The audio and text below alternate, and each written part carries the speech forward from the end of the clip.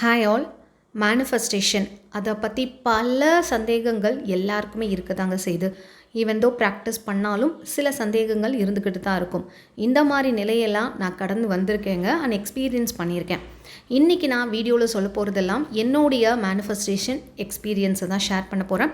நான் இதில் என்னெல்லாம் தப்பு பண்ணேன், அதுக்கப்புறம் என்னால் ரெக்டிஃபை பண்ணேன், அதில் பாசிட்டிவாக எனக்கு கிடைச்ச விஷயங்கள் அண்ட் நெகட்டிவாக என்னெல்லாம் நடந்தது எல்லாத்தையுமே டீட்டெயிலாக சொல்ல போகிறேன். ஸோ வீடியோ கொஞ்சம் லென்த்தாக தான் போகும். அதுக்கு முன்னாடி இது வரைக்கும் நீங்கள் சப்ஸ்கிரைப் பண்ணாமல் தான் பார்த்துட்ருக்கீங்கன்னா சப்ஸ்கிரைப் பண்ணிட்டு பக்கத்தில் இருக்க பெல் பட்டனையும் ப்ரெஸ் பண்ணிவிடுங்க. முடிஞ்சால் உங்கள் ஃப்ரெண்ட்ஸ் அண்ட் ஃபேமிலிக்கும் ஷேர் பண்ணுங்கள். மறக்காமல் ஒரு லைக் போட்டுருங்க. வீடியோக்குள்ளே போகலாம். அண்ட் எனக்கு 2015 to 16லேருந்தே கொஞ்சம் லா ஆஃப் அட்ராக்ஷன் தெரிய ஆரம்பிச்சுது. இது எப்படி ஃபாலோ பண்ணுறாங்கன்னு முழுசாக நம்ம தான் எதையுமே நம்ப மாட்டோம் அண்ட் முழுசாக எதையுமே ஃபாலோ பண்ண மாட்டோம்ல. எல்லாத்தையும் தெரிஞ்சுக்கணுன்னு ஆசைப்படுவோம், அதை முழுசாக நம்ம கன்சிஸ்டண்ட்டாக ஃபாலோ பண்ண மாட்டோன்றது நானுமே அப்படி தான் இருந்தேன். அண்ட் ஏற்கனவே நான் என்னுடைய லைஃப் எக்ஸ்பீரியன்ஸை ஷேர் பண்ணியிருக்கேன். ஹோப்னோப்போ மூலயமா என்னுடைய லைஃப் சேஞ்ச் ஆனது எப்படி அப்படின்னு சொல்லிட்டு.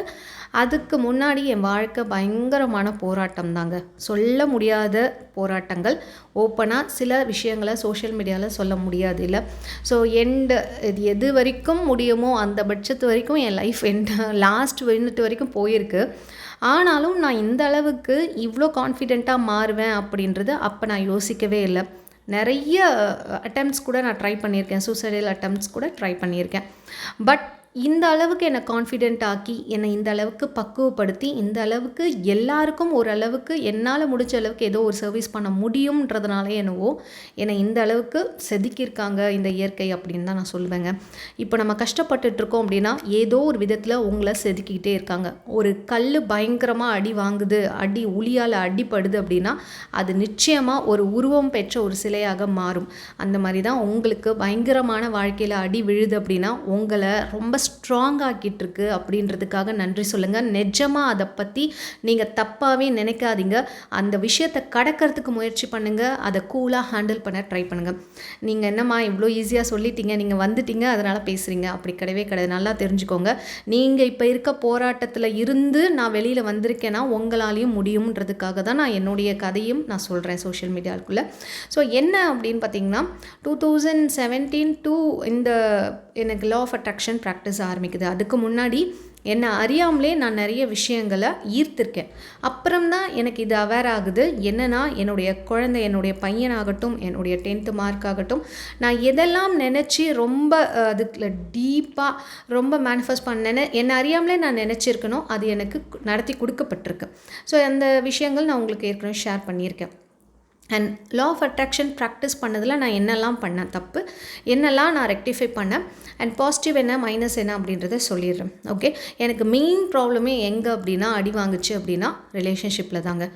ஏன் அப்படின்னா என்னுடைய சைல்டுஹுட்டில் நிறைய ட்ராமாஸ், எங்கள் அப்பா அம்மா நிறைய பிரச்சனைகள், அடிக்கடி சண்டை, அடிக்கடி பயங்கரமான வீட்டில் சண்டை பிரச்சனை நடந்துக்கிட்டே இருக்கும். நான் அதை பார்த்து மன ரீதியாக நான் அதை ரொம்ப அதிகமாக ஈர்த்து வச்சுருக்கேன்.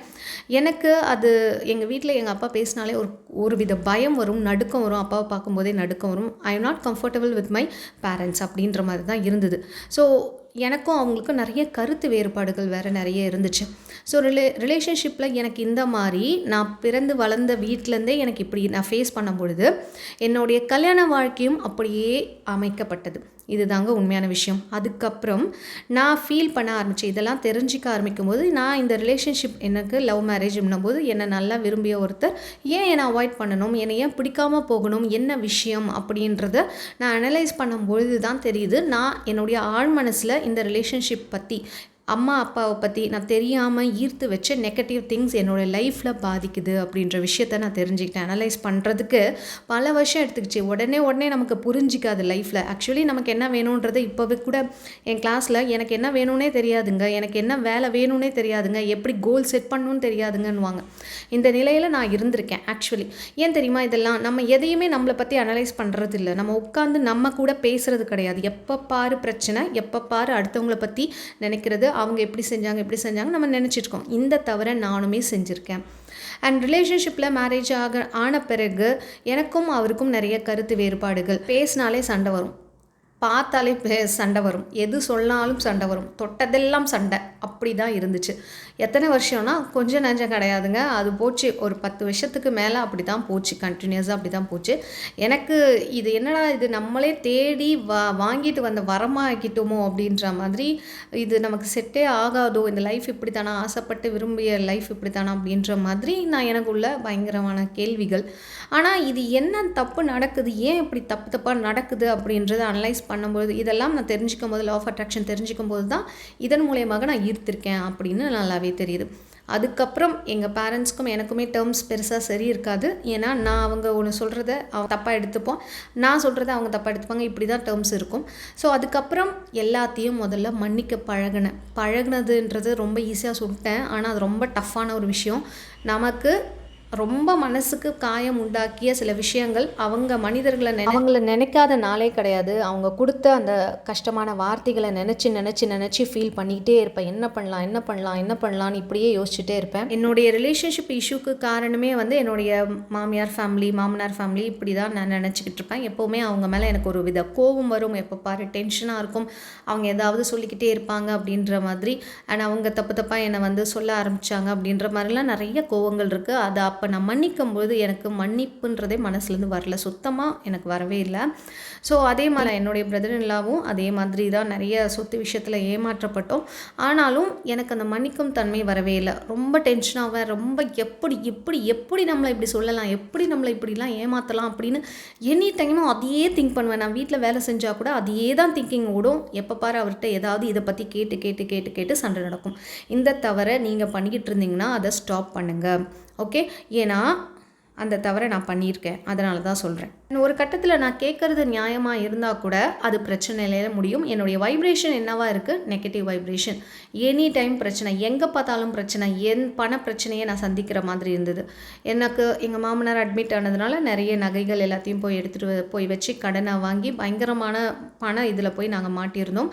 ஸோ அதெல்லாம் மீட்க முடியாமல் எல்லாமே மூழ்கி போச்சு. நகையும் மூழ்கி போச்சு, எதுவுமே நாங்கள் வாங்கலை. ஸோ காசு விஷயத்துலேயும் எங்களுக்கு அடி வாங்குச்சு. இதெல்லாம் நான் இதை தெரிஞ்சுக்கிட்ட பிறகு ஓகே, எல்லா ஏரியாஸும் ஒன்று இன்டர் கனெக்டட் தான்.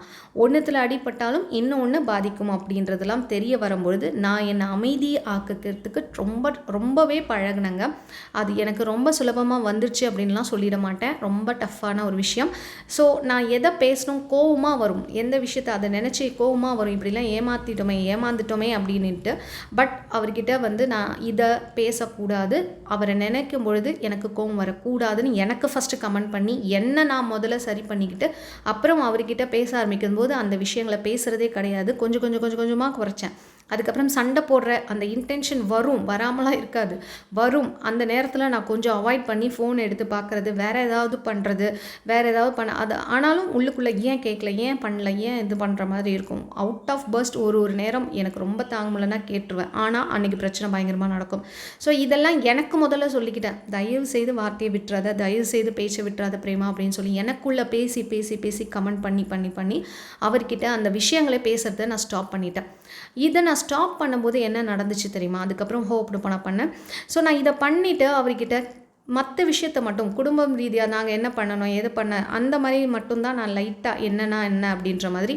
இன்னொன்று, அவர் மேலே ரொம்ப அதிகமான பாசம், ரொம்ப பொசசிவ்னஸ். நான் எப்போவுமே அவர் ஃபோன் பண்ணும்பொழுது எடுத்துடணும், நல்லபடியாக பேசணுன்னு. ஆனால் வேலை விஷயமாக அவர் எடுக்கலை, எனக்கு பேசலை அப்படின்னாலே செம டென்ஷனாக ஃபோன் பண்ணிகிட்டே இருப்பேன். எனி டைம் என்ன பண்ணுறாரு, எனக்கு மேலே அக்கறை இல்லையோ, இது மாதிரிலாம் நினச்சிக்கிட்டே இருப்பேன். இதெல்லாம் தப்பு.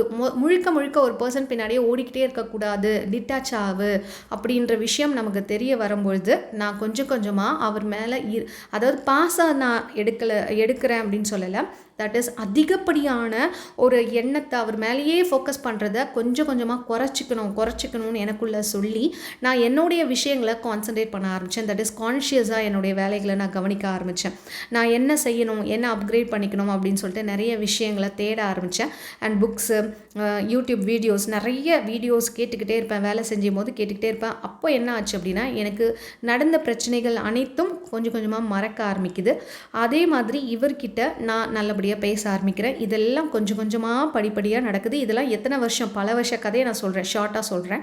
ஸோ இது நடக்கும் பொழுது அவர் என்னை புரிஞ்சிக்க லைட்டாக கொஞ்சம் கொஞ்சமாக ஆரம்பிக்கிறாரு. இந்த விஷயத்தில் என்ன நடக்குது அப்படின்னா, அவங்க தானாகவே விலகி போக ஆரம்பிக்கிறாங்க. ரொம்ப எப்போவுமே பிரச்சனை அந்த ஒரு டேர்ம்ஸில் இருந்த கண்டிஷன் எப்படி ஆகுதுன்னா, அவங்களுக்குள்ளேயே ஒரு பிரச்சனை ஏற்பட்டு அவங்களாவே பேசாமல் ஒரு 2 வருஷம் ஆகிட்டாங்க. ஸோ இதில் இவர் கொஞ்சம் என்ன பிலீவ் பண்ண ஆரம்பித்தார். ஆக்சுவலி நான் இது மாதிரிலாம் நடக்கணும்னு நினைக்கவே இல்லை. எனக்கு என்னென்னா, நான் இதுலேருந்து டிட்டாச் ஆகணும். முதல்ல நான் நல்லா ஸ்டடி ஆகிக்கணும். எப்போ பாரு குழப்ப மைண்டில், எப்போ பாரு நெகட்டிவ் திங்கிங், எப்போ பாரு ஒரு கோவத்தில் வெஞ்சன்ஸ்லேயே இருந்துக்கிட்டு இருக்கேன். நான் என்னை திருத்திக்கணும்னு தான் நான் நினச்சேன். இதெல்லாம் நான் பண்ணும்பொழுது ஆட்டோமேட்டிக்காக அங்கே சரௌண்டிங்ஸ் க்ளீன் ஆக ஆரம்பிச்சிதுன்னு சொல்ல வரேன் நான். அதுக்காக தான் முதல்ல எந்த விஷயத்தை நம்ம சரி பண்ணணுமோ இல்லையோ நம்ம மனசை சரி பண்ணிக்கணும் அப்படின்னு நான் சொல்கிறேன். ரொம்ப அதிகமாக கோவப்பட்டு கத்திக்கிட்டே இருக்கீங்கன்னா முதல்ல கொஞ்சம் கொஞ்சமாக உங்கள் செல்ஃப் கிட்ட பேசி பேசி பேசி அதை ஸ்டாப் பண்ணுங்கள். குழப்பமாக எதிர்மறை எண்ணங்கள் வந்துக்கிட்டே இருக்குன்னா இது தேவையில்லாத எண்ணம், இது எனக்கு தேவையே இல்லை என் வாழ்க்கைக்கு, இது எனக்கு அனாவசியமான ஒரு குழப்பத்தையும் பயத்தையும் தான் கொடுக்கும், இது எனக்கு நல்லதில்லை, நான் என்ன நினைக்கிறேனோ அதுதான் என் வாழ்க்கையில் நடக்கும்னு சொல்லி சொல்லி சொல்லி நிறைய தடவை சொல்லிக்கிட்டே இருப்பேன். எனக்குள்ள நான் சொல்லிக்கிட்டு இதை நான் பதிய வச்சுருப்பேன். ஸோ சில நேரங்களில் பயம் வராதான்னு கேட்டால் கண்டிப்பாக பயம் வரும். சில நேரங்களில் நான் ஈர்த்து வச்ச விஷயங்கள் எனக்கு பயத்தை கொடுக்கும். ஆனாலும் அந்த பயத்தை தாண்டி எனக்கு ஒரு தன்னம்பிக்கையும் தைரியம் நான் ஃபீட் பண்ண அந்த ஒரு அஃபர்மேஷனால் எனக்கு வந்துக்கிட்டே இருக்கும். ஸோ எப்போவுமே பாசிட்டிவ் அஃபர்மேஷனை கொடுத்துக்கிட்டே இருங்க. நீங்கள் வேலை செய்யும்பொழுது, ட்ராவல் பண்ணும்போது, எல்லா நேரங்கள்லையும் நீங்கள் நல்லா இருப்பேன், என்னை எப்போவுமே ஒரு யூனிவர்ஸ் கைட் பண்ணிக்கிட்டே தான் இருக்குது, எனக்கு நல்லது மட்டும்தான் நடக்கும், இப்படி உங்களுக்குள்ளே பேசுங்க, செல்ஃப் டாக் நிறைய பண்ணுங்க அப்படின்னு சொல்கிறேன் நான். அண்ட் தென் விஷுவலைசேஷன் எனக்கு ப்ராப்பராக வராதுங்க. ஏன்னா நெகட்டிவ் தாட்ஸ் அதிகமாக இருக்கவங்களுக்கு பாசிட்டிவாக திங்க் பண்ணவே வராது. அதனால தான் அந்த ஒரு இதில் நம்ம எப்போவுமே சஃபர் ஆகிறது. ஸோ நெகட்டிவாக தான் விஷுவலைஸ் பண்ண வரும். எனக்குமே அது ரொம்ப தகராறு தான் இருந்தது. அதுக்கப்புறம் நான் அதை கொஞ்சம் கொஞ்சமாக நிறைய நாள் 1 மினிட் 2 மினிட் அப்படி இன்க்ரீஸ் பண்ணி விஷுவலைசேஷன் பண்ணேன்.